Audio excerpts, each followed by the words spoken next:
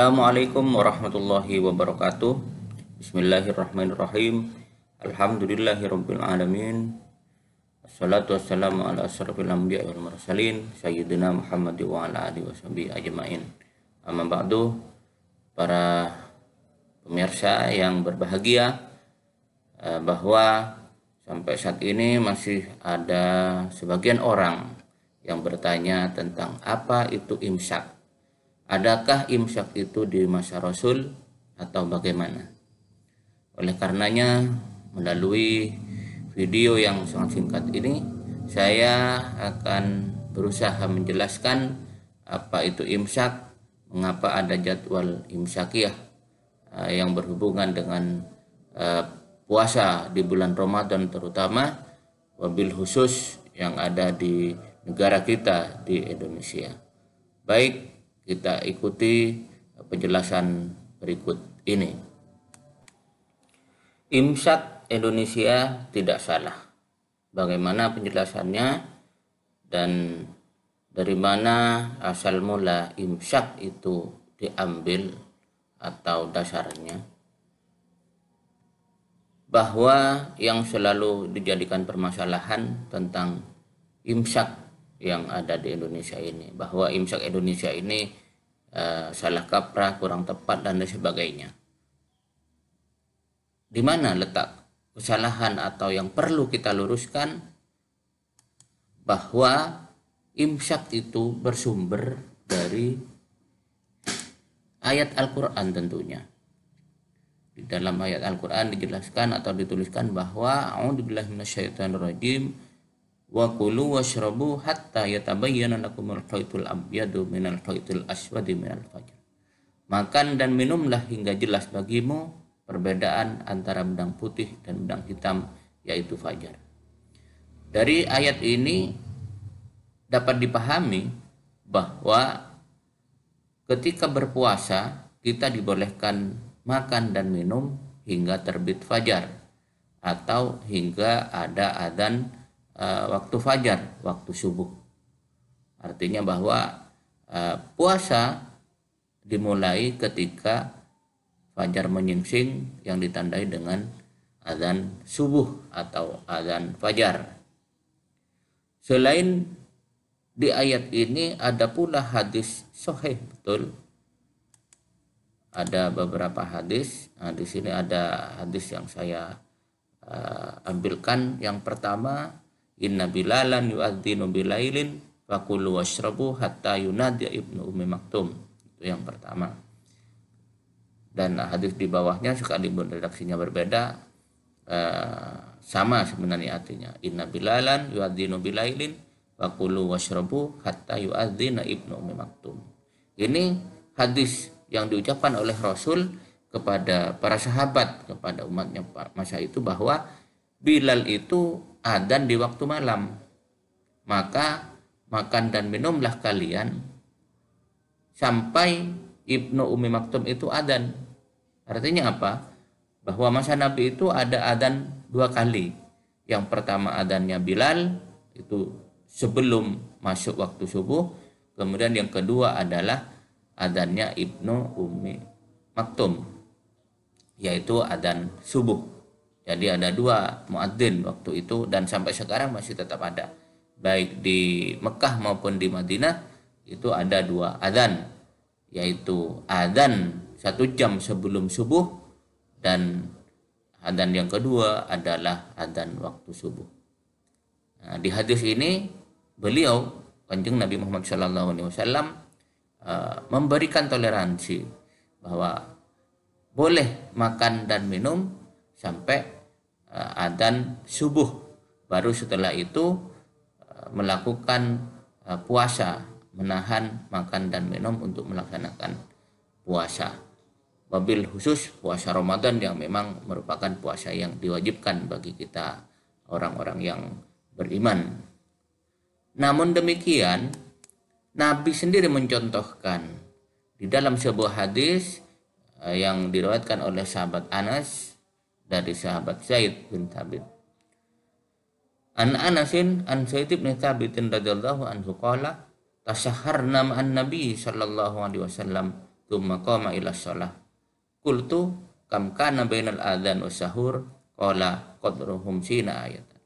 Ini hadis sahih, ada di Sahih Bukhari nomor hadis 1921. Hadisnya hadis marfu, hadis yang bisa dipertanggungjawabkan dan disandarkan kepada Nabi. Sahabat Anas, kemudian dari sahabat Sa'id bin Sabit berkata bahwa kami ini selesai sahur bersama Nabi Sallallahu Alaihi Wasallam, kemudian pergi melaksanakan sholat. Kemudian sahabat Anas bertanya kepada Sa'id, berapa lama atau berapa jedanya antara adzan dan sahur? Jadi sahabat Anas bertanya kepada sahabat Sa'id, Nabi itu jedanya selesai sahur sampai melaksanakan sampai adzan itu, sampai adzan itu berapa waktu? Qala, berkata Zaid, qadruhum sina ayat, ya sekedar membaca 50 ayat. Jadi Nabi sudah berhenti makan sahur sebelum adzan subuh dimulai. Kalau kita pahami dari hadis ini.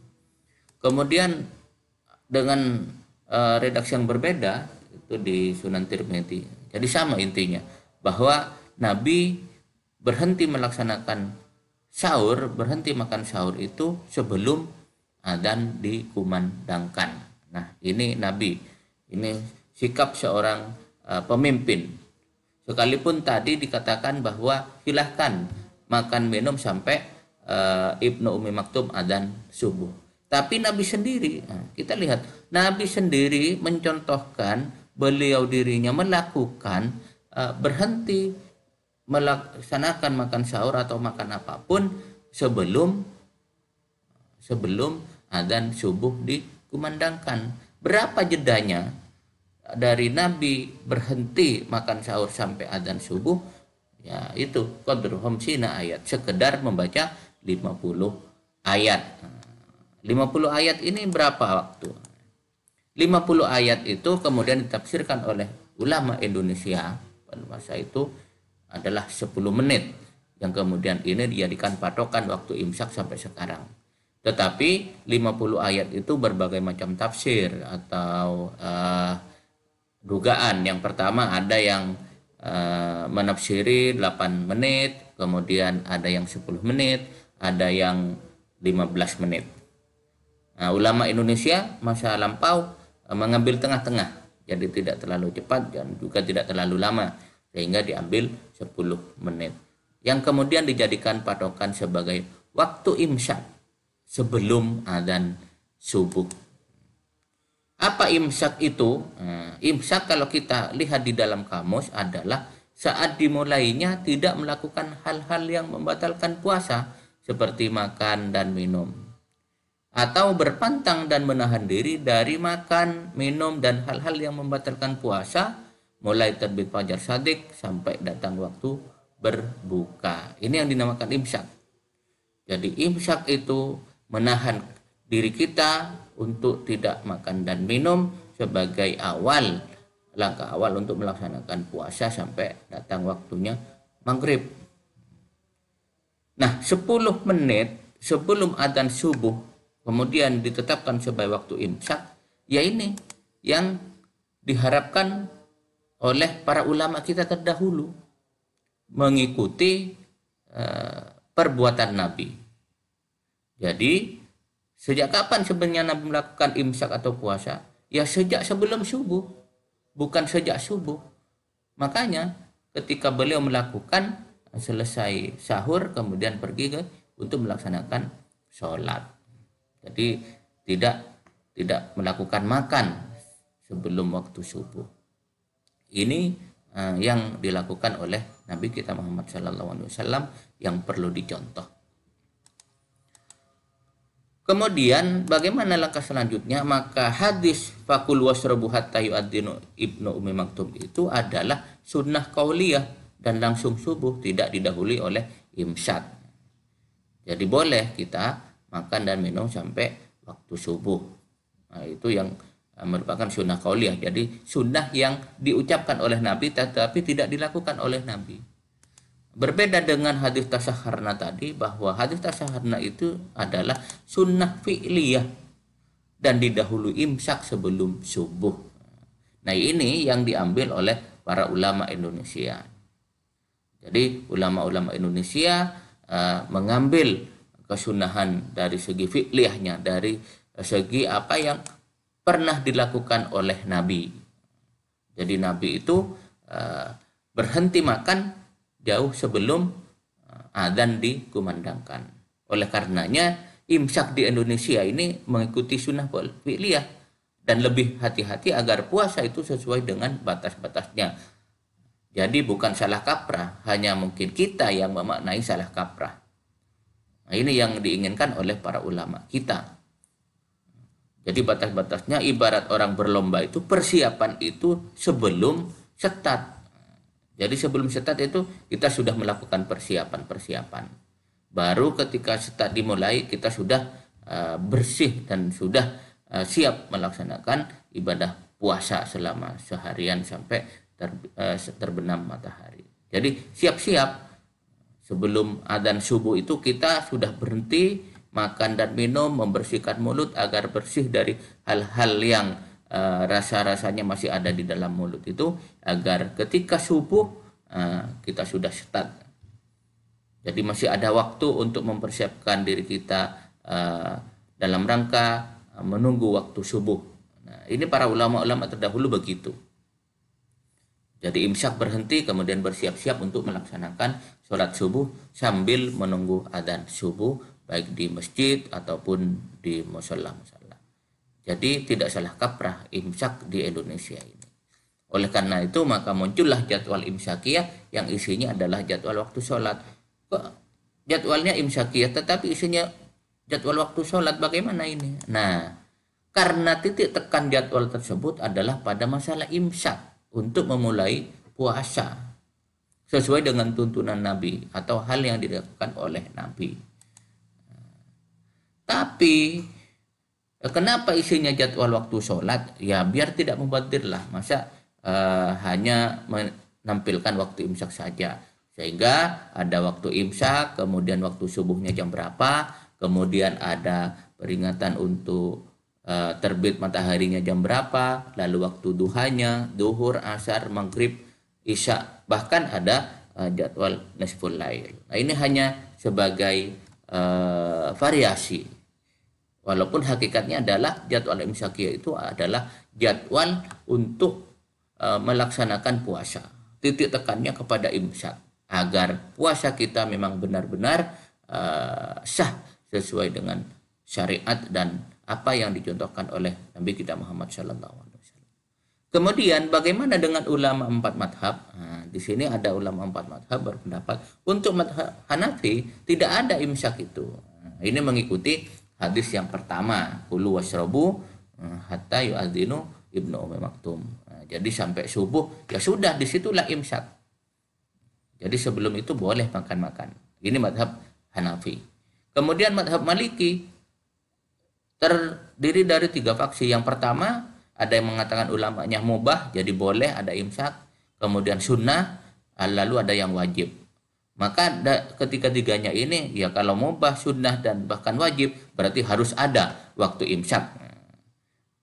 Jadi di dalam jadwal ada waktu imsak. Kemudian madhab Syafi'i dan Hambali itu sunnah, tidak wajib, sunnah. Oleh karenanya 3 madhab yang terakhir ini kalau mubah, sunnah dan wajib maka waktu imsak itu ada sebelum 10 menit sebelum waktu subuh. Ini madhab Maliki, Syafi'i dan Hambali. Lalu siapa yang tidak menggunakan waktu imsak? Ya orang-orang pengikut madhab Hanafi. Jadi pengikut madhab Hanafi tidak